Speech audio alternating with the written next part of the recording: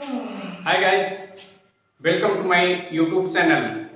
मैं यज्ञेश सर एक बार फिर से आप लोगों के बीच में हाजिर हूँ ट्रांसलेशन की ट्रिक 2 के साथ। हमने आपको translation Hindi to English translation की एक ट्रिक पढ़ाई जो आप लोगों को काफ़ी पसंद आई। इसी क्रम को आगे बढ़ाते हुए आज हम आप लोगों के साथ एक ट्रिक और शेयर करना चाहते हैं। ये एक ऐसी ट्रिक है बेटा जिससे हम किसी बड़े से बड़े सेंटेंस को भी ना बड़ी आसानी से ट्रांसलेट कर लेंगे। कोई सेंटेंस कितना भी बड़ा हो, अगर वो कई छोटे छोटे फ्रेजों में हो तो हम किस प्रकार से उसका ट्रांसलेशन करेंगे। पिछले वीडियो में हमने आपको पढ़ाया था कि हम सबसे पहले किसी वाक्य का ट्रांसलेट करते समय पीछे से चलते हैं और कनेक्टर ढूंढते हैं, प्रीपोजिशन ढूंढते हैं, उसी के थ्रू हम क्रम से बनाते हुए चलते हैं। आज हम आपको दूसरा तरीका बतलाने चल रहे हैं बेटा। सबसे पहले हम देखते हैं एक ट्रिक के थ्रू। इसमें आपको ये देखना है कि कौन, उसके बाद टेंस, फिर क्रिया, फिर क्या व्हाट, फिर किसे किसके डैश डैश सभी पे हम चर्चा करते हैं। कैसे, क्यों, कहां, कब, कब से, ये सारी चीजें प्रश्न करके हम इसको बहुत आसानी से ट्रांसलेट कर सकते हैं। अब प्रश्न आता है कि बहुत बड़ी ट्रिक है, कैसे याद होगी। बहुत ज्यादा आपको समस्या नहीं आने वाली है बेटा। जैसे 2-3 बार 4 बार आप इसको करोगे ऑटोमेटिक आपका सेट होता चला जाएगा। हम इस ट्रिक को ले करके क्यों आए? कभी कभी होता है कि जैसे कोई सेंटेंस हो, जैसे हम लिख दें मैं राकेश के साथ फुटबॉल खेल रहा हूं। तुमने आपको बताया कि हम लोग पीछे से ऐसे इसको ट्रांसलेट करते चले आते हैं, ये हो जाएगा। लेकिन मान लीजिए अगर इसका क्रम चेंज हो जाए, मैं फुटबॉल राकेश के साथ खेल रहा हूं, मैं फुटबॉल राकेश के साथ खेल रहा हूं। लेकिन जब इसको हम पीछे से करना स्टार्ट करेंगे तो हमारा ट्रांसलेट गलत हो सकता है बेटा। इसलिए हम आज आपको इस ट्रिक के माध्यम से समझाने का प्रयास कर रहा हूं, ठीक है? वो ध्यान पूर्वक देखिएगा बेटा। सबसे पहले कौन प्रश्न ना, आपको याद होगा मैंने बेसिक कॉन्सेप्ट में आपको पढ़ाया था किसी सब्जेक्ट को पहचानते कैसे बेटा। हमने आपको बताया कि सब्जेक्ट पहचानने के लिए हम सबसे पहले क्रिया के पास चलते हैं। क्रिया सिखाना है, इससे हम प्रश्न करते हैं कि कौन सिखा रहा है, कौन सिखा रहा है। तो कौन का उत्तर क्या है बेटा? एक बूढ़ा आदमी। सबसे पहले कौन का उत्तर किया हमने, क्या हुआ? An old man. अब सबसे पहले अगला है टेंस। टेंस की पहचान करने के लिए बेटा हम पीछे आए तो रहा है, रही है, रहे हैं। स्वाभाविक सी बात है, प्रेजेंट कॉन्टिन्यूअस की पहचान है। तो एन ओल्ड मैन इज, जैसे एक नॉर्मल स्टूडेंट करेगा, मैं पहले आपको ऐसे समझा रहा हूं। एन ओल्ड मैन इज, मैं थोड़ा सा गैप कर दे रहा हूं, ठीक है? अभी इसमें एक ट्विस्ट आने वाला है, बाद में आपको बतला दें। N old man is. अब इधर देखिए बेटा, ये रहा है का काम हमारा होगा, इससे हमको टेंस की पता चल गई कि प्रेजेंट कौन सा टेंस है, प्रेजेंट कॉन्टिन्यूअस। अब हम लिखते हैं बेटा क्रिया। क्या लिखेंगे? क्रिया। अब आप हम सबको नॉर्मल में पता है कि प्रेजेंट कॉन्टिन्यूअस में क्रिया का आईएनजी फॉर्म यूज करते हैं। अब आप यहां से देखिए क्रिया क्या है? सिखाना ना, सिखाना क्रिया है हमारा। अब बेटा सिखाना क्या होता है? टीच। तो हमने क्या लिखा? Teaching. N old man is teaching. अब प्रश्न आता है बेटा क्या सिखा रहा है ना, क्रम से ऐसे लिखते चले, क्या सिखा रहा है। तो आप यहां से देखिए क्या सिखा रहा है? इंग्लिश सिखा रहा है ना, इंग्लिश। तो कहने का मतलब N old man is dash dash dash. मैंने क्यों छोड़ा है, ये आप ट्विस्ट है, आगे हम चर्चा करते हैं। N old man is teaching English. N old man is teaching English. आप देखिए सेंटेंस तो बेटा एक है, लेकिन ये कई छोटे छोटे फ्रेजों में बटा हुआ है। उस छोटे छोटे फ्रेज को हम इस माध्यम से प्रश्न करके क्रम से करते चलेंगे। बहुत घबराना नहीं है, 1-2 बार इस प्रकार के सेंटेंस जैसे हम करेंगे आप धीरे धीरे बहुत आसानी से बड़े बड़े सेंटेंस को करने लगोगे। इंग्लिश। अब क्या का हो गया बेटा? अब किसे, किसे पढ़ा रहे हैं? तो प्रश्न आया क्या, आस पास के लोगों को। प्रश्न क्या है, किसे इंग्लिश पढ़ा रहा है? आस पास के लोगों को। तो to the people of nearby, आसपास क्या होता है बेटा, nearby places, nearby places. इसका हो गया। वैसे भी अगर पुराना नियम देखें तो सबसे पहले हम क्या लिखते हैं, कनेक्टर लिखते हैं। कनेक्टर क्या हुआ, टू, फिर टू द पीपल, फिर अगला क्या है, के, क्या हुआ, ऑफ नियर बाई प्लेसेस। प्रश्न आता है कैसे पढ़ा रहा है, कैसे पढ़ा रहा है, क्या है, बिना किसी पब्लिसिटी के, बिना किसी दिखावे के, बिना किसी पब्लिसिटी के पढ़ा रहा है। तो क्या होगा, near by places without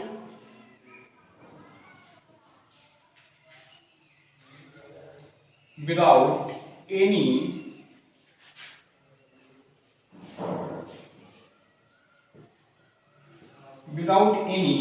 publicity, बिना किसी दिखावे के पढ़ा रहा है। अब प्रश्न आता है बेटा क्यों, क्यों पढ़ा रहा है? क्या है कि अपनी जीविका चलाने के लिए, अपनी जीविका चलाने के लिए। अगर इसको हम उल्टा देखें तो क्या होगा, के लिए, चलाना, अपनी जीविका। सेम वही जैसे पिछला वाला रूल्स पे हम लोग किए थे। तो क्या होगा बेटा, यहाँ फॉर, के लिए की अंग्रेजी क्या होगी, फॉर, चलाना, चलाना क्या हो गया, रन। तो फॉर रनिंग, रनिंग क्यों है बेटा, इस पे भी चर्चा कर लेते हैं। किसी भी प्रीपोजिशन के बाद अगर कोई वर्ब आती है तो वह सदैव आईएनजी फॉर्म में लिखी जाती है। केवल टू एक ऐसा प्रीपोजिशन है कि टू के साथ वर्ब की सदैव फर्स्ट फॉर्म लगती है, लेकिन अन्य कोई भी प्रीपोजिशन होता है तो उस प्रीपोजिशन के साथ हम आईएनजी फॉर्म लगाते हैं। तो फॉर रनिंग, अपनी, अपनी अगर यहाँ मैं होता तो माई लिखते, दे होता तो देयर लिखते, यहाँ एक बूढ़ा मतलब ही, क्या होगा, running his, for running his livelihood,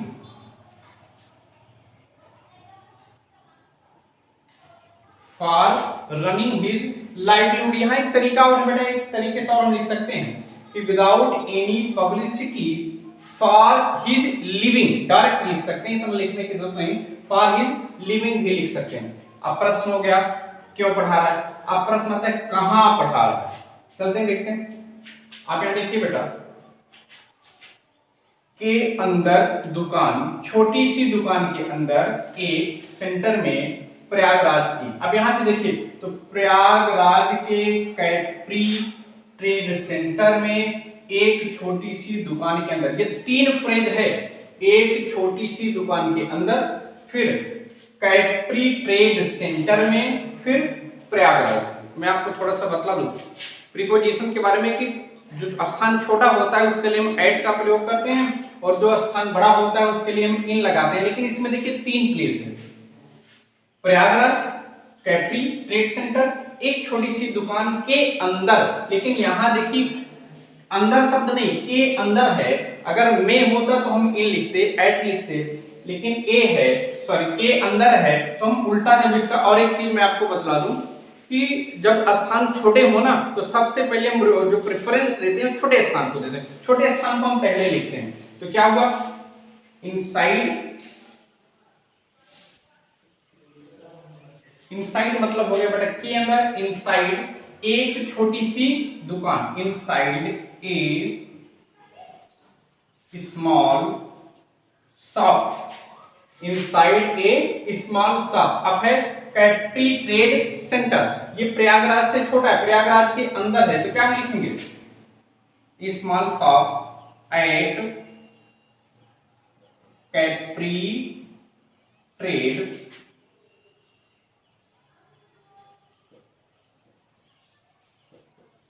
Capri trade centre. अब के मतलब यहां में बड़ा स्थान है, क्या लगेगा बेटा, इन प्रयागराज,